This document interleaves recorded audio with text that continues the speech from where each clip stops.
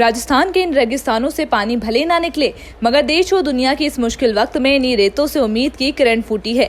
एक ऐसी उम्मीद जो कि कर रही है कि कोरोना को रोका जा सकता है। राजस्थान के भीलवाड़ा जैसे छोटे से शहर ने जो कर दिखाया, उसके चर्चे आज पूरी दुनिया में हैं। कहा जा रहा है कि कोरोना से लड़ने के लिए भीलवाड़ा मॉडल अपनाकर इस महामारी से आजादी पाई जा सकती है। हर जगह आज भीलवाड़ा मॉडल के ही चर्चे हैं, मगर सवाल ये है कि आखिर भीलवाड़ा ने ऐसा क्या किया जो पूरी दुनिया के लिए मिसाल बन गया।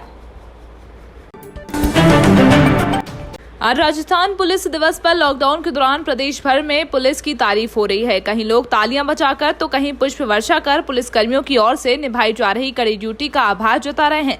पुलिसकर्मी दिन रात सड़कों पर तैनात होकर कोरोना वायरस के खतरे के बीच लॉकडाउन को सफल बनाने और लोगों को बचाने में जुटे हुए हैं। राजस्थान पुलिस दिवस पर पुलिस महानिदेशक भूपेंद्र सिंह ने पुलिसकर्मियों के लिए एक भावुक संदेश दिया है। उन्होंने अपने संदेश में पुलिसकर्मियों के कार्यों की तारीफ भी की और अपने जीवन के कुछ अनुभव भी साझा किए हैं। सीएम अशोक गहलोत ने इस मौके पर पुलिस महकमे को अपनी शुभकामनाएं दी हैं। कांग्रेस नेता राहुल गांधी ने आज कोरोना वायरस को लॉकडाउन के मसले पर प्रेस कॉन्फ्रेंस की। राहुल गांधी ने कहा कि सिर्फ लॉकडाउन से कोरोना को मात नहीं दी जा सकती, इसके लिए देश में टेस्टिंग को बढ़ाना होगा। इस दौरान जब राहुल गांधी से सरकार के मसले पर सवाल हुआ तो उन्होंने कहा कि वे प्रधानमंत्री से कई अलग मुद्दों पर विचार रखते हैं, लेकिन आज लड़ने का वक्त नहीं है, और कहा कि अभी वक्त है पूरे देश एकजुट होकर कोरोना वायरस के खिलाफ लड़ाई लड़े। ऐसे में मैं प्रधानमंत्री नरेंद्र मोदी के साथ इस वक्त लड़ाई नहीं करना चाहता हूँ। इसके अलावा जब राहुल गांधी से सवाल हुआ कि उन्होंने ही सबसे पहले कोरोना वायरस पर सरकार को चेताया था, तब राहुल ने जवाब दिया कि उन्हें किसी भी चीज का क्रेडिट नहीं चाहिए, वे बस चाहते हैं कि लोग सुरक्षित रहें। कोरोना वायरस के लगातार फैल रहे संक्रमण के बीच भरतपुर जिले के उज्जैन कस्बे में बिना मास्क लगाए घूमने और जगह जगह थूकने पर पुलिस ने 2 लोगों को गिरफ्तार किया है। ये दोनों गुटखा खाए हुए थे और बेवजह कस्बे में घूम रहे थे। पुलिस ने इन दोनों के खिलाफ भारतीय दंड संहिता धारा 188 और 269 के तहत मामला दर्ज किया है। वित्त मंत्री निर्मला सीतारमण ने प्रधानमंत्री नरेंद्र मोदी के साथ मुलाकात की। कोरोना वायरस संकट से प्रभावित बिजनेस को बनाए रखने के लिए केंद्र सरकार एक आर्थिक प्रोत्साहन पैकेज तैयार कर रही है। उन्होंने कहा कि कोरोना के लगातार बढ़ते संक्रमण के कारण लॉकडाउन जारी है और अर्थव्यवस्था की हालत खस्ता है।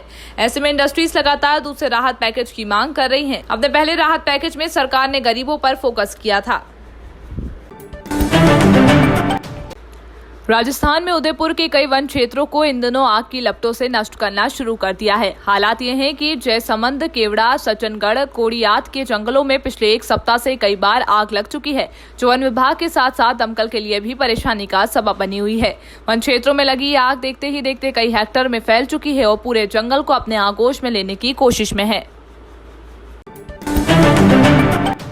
कोरोना संक्रमण के दौरान राहत को लेकर राजनीति जारी है। बीजेपी ने जयपुर के रामगंज में हो रहे कोरोना विस्फोट को लेकर राज्य सरकार पर तुष्टीकरण और कांग्रेस पर सहायता कार्यों का कांग्रेसीकरण करने का आरोप लगाया। दूसरी ओर कोरोना पर काबू पाने के लिए किए जाने वाले उपायों पर चर्चा के लिए सर्वदलीय बैठक बुलाने की मांग भी की। बैठक में कोरोना संक्रमण के दौरान उपजे हालात पर चर्चा की गई। सांसद रामचरण बोहरा ने तो केंद्रीय गृह मंत्री अमित शाह को पत्र लिखकर हस्तक्षेप करने का आग्रह किया। सबसे पहले भारत बना दुनिया का सबसे बड़ा स्मार्ट लॉकडाउन मॉडल। इस हेडलाइन को देखकर सब अचरज जरूर कर रहे होंगे कि कोरोना के खिलाफ जंग में अपनाए गए भारत के लॉकडाउन मॉडल को दुनिया ने सराहा है। घरों में बंद भारत के नागरिकों को थोड़ी दिक्कतें तो हुई, लेकिन पीएम मोदी के आह्वान और मोदी सरकार का रोजमर्रा की चीजों की उपलब्धता सुनिश्चित कराना लोगों को इतने दिनों तक घरों में बंद रखा। तबलीगी जमात के लोगों के चलते संक्रमण फैला तो जरूर, लेकिन इस संकट की घड़ी में लोगों का अनुशासन देखते ही बनता था।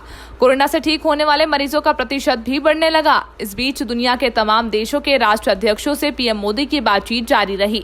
जिन चीजों के निर्यात के रोक रखा था, उसे तोड़कर अमेरिका, ब्राजील जैसे देशों को भेजा गया। यानी अपना ख्याल रखने के साथ साथ भारत कोरोना संकट से जूझ रहे दूसरे देशों के लिए मदद का हाथ बढ़ाता रहा।